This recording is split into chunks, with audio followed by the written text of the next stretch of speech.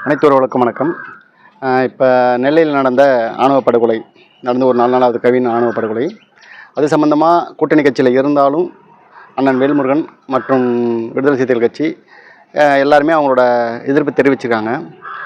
திமுகவுக்கு நாங்கள் தான் பிரதான எதிரின்னு சொல்லிட்டு இருக்க தமிழக வெற்றிக் கழகம் இது வரைக்கும் எந்த ஒரு அறிக்கையோ எந்த ஒரு நிலைப்பாடும் அவங்க அறிவிக்கலை. ரெண்டாவது விஷயம் என்னென்னா, இங்கே ஒரு ஆணவ படுகொலை நடந்து ஒரு தமிழ்நாடு ஒரு பெரிய பேசும் பொருளாக ஒரு வேதனைக்கு உரிய விஷயம் நடந்து செயலில் பாதிக்கப்பட்டு இருந்தாலும் அவங்க என்ன பண்ணிட்டுருக்காங்கன்னா, இப்போ வந்து இந்த மதுரையில் நடக்கிற 2.0 அந்த மாநாட்டுக்கான வேலைகளோ அந்த உறுப்பினர் சேர்க்கும் அந்த ஆப்பு இந்தமாரி விஷயத்துலாம் போயிட்டுருக்காங்க. அதாவது ஒரு மக்களுக்கான ஒரு பொதுவான பிரச்சனைகள் கூட ஒரு அறிக்கை விட முடியல. அதுக்கடுத்து ஒரு பாதிக்கப்பட்டு உயிரிழந்த அந்த குடும்பத்தை போய் சந்திக்க முடியல. இதே தான் அஜித்துக்கு நடந்தது.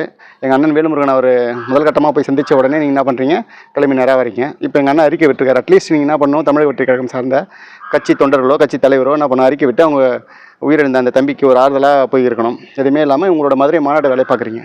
இதேமாதிரி தான் இருக்கும். நீங்கள் 2026 தேர்தலில் தமிழக வெற்றிக் கழகம் வந்து வெற்றி அடையும் அப்படின்னு சொல்லிட்டு நீங்கள் ஒரு பிம்பத்தை கிரியேட் பண்ணியிருக்கீங்களே, நல்லா தெரிஞ்சுங்க. தனிப்பட்ட மக்களுக்கு ஒரு பாதிப்புனாலே வந்து பார்க்க முடியாத விஜய் அவர்கள் ஒரு கட்சி தொண்டர்களோ கட்சி பொறுப்பாளர்களோ என்ன செய்வாங்க நீங்கள் நினைக்கிறீங்க? ஒன்றுமே செய்ய மாட்டாங்க. அதை எல்லோரும் புரிஞ்சுக்கிங்க. இதில் வந்து என்ன உங்களை நல்லா தெரிஞ்சுக்க மக்கள் புரிய வேண்டிய விஷயம் என்னென்னா, அரசியல் வேறு, திரை கவர்ச்சி வேறு, ரெண்டுத்தையும் ஒன்றா போட்டு குழப்பிக்காதீங்க. 2026 தேர்தலில் தமிழக வெற்றிக் கழகம் வந்து மக்களுக்காக உழைப்பேன்னு சொல்லிட்டு முதலமைச்சராக வேட்பாளராக நிற்க போகிறான்னு சொல்லியிருக்காங்க. அது எந்த யூஸும் கிடையாது. எல்லாரும் சொல்கிற மாதிரி விஜய் நிற்கிற ஒரு தொகுதி அவர் ஜெயிப்பார், மீதெல்லாம் கூட ஜெயிக்க மாட்டேன் எல்லா பத்திரிகையாளரும் சொல்லிட்டுருக்கீங்க. இது இந்த மக்களுக்கு பாதிக்கப்பட்ட மக்களுக்கோ ஒரு உயிரிழந்த தம்பிக்கோ எந்த ஒரு ஆர்வம் சொல்லாத இவர் அந்த ஒரு தொகுதி கூட ஜெயிக்க மாட்டான்றது எங்களோட கருத்தாக இருக்குது.